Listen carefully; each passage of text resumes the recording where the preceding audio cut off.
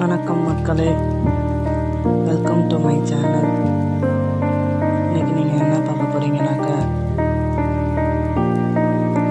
Fried rice தான் பார்க்க போகிறீங்க.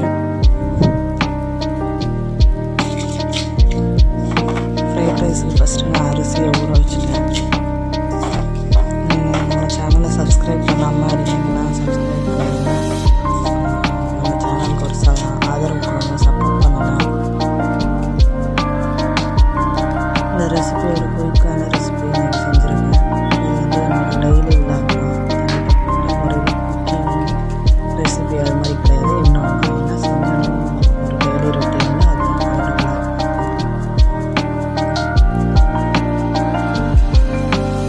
வெஜிடபிள்ஸ் எல்லாம் கட் பண்ணி ரெடியாக வச்சாச்சு.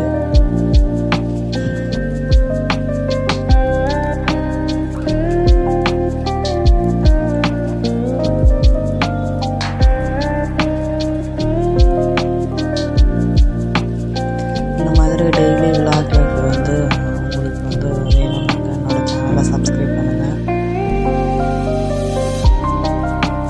இது என்னோடய கெரியருக்கு நான் ஒரு இதாக ட்ரை பண்ணுறேன். அவ்வளோதான்.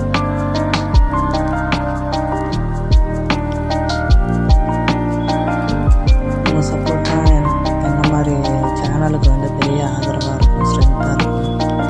லைக் பண்ணிடுங்க, சப்ஸ்கிரைப் பண்ணிடுங்க.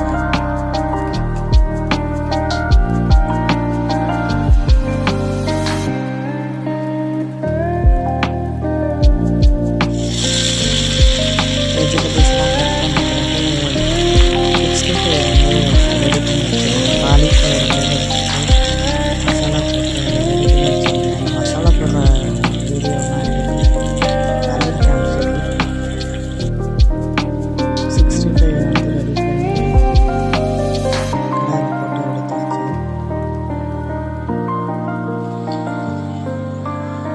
ஆக்சுவலாக நம்ம நார்மலாக வீட்டில் வேலைங்கெல்லாம் பார்த்தோம்னா சீக்கிரம் முடிச்சிடுவோம்.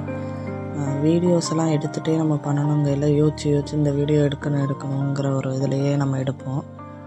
மறந்துட்டேன். அதனால் இந்த மாதிரி தாளிக்கிற ஸ்டார்டிங்லேயும் மறந்துட்டேன். அதுக்கப்புறம் தான் வீடியோ எடுத்தேன். வெஜிடபிள்ஸ்லாம் போட்டு வதக்கிட்டு அதுக்கப்புறம் வேக வச்ச ரைஸை எடுத்து இதில் போடணும். இதுக்கப்புறம் உள்ள வீடியோவும் எடுக்கலை. ரைஸ் வேக வச்சது வரைக்கும் தான் நான் வீடியோ எடுத்திருந்தேன். வேக வச்சுட்டு அதுக்கப்புறம் soya sauce, red sauce, chilli sauce இதெல்லாம் ஆட் பண்ணிவிட்டு உப்பு போட்டு ஆட் பண்ணிவிட்டு ஃப்ரைட் ரைஸை ரெடி பண்ணிட்டேன். இந்த வீடியோ உங்களுக்கு யூஸ்ஃபுல்லாக இருந்தால் லைக் பண்ணுங்கள், ஷேர் பண்ணுங்கள், சப்ஸ்கிரைப் பண்ணுங்கள்.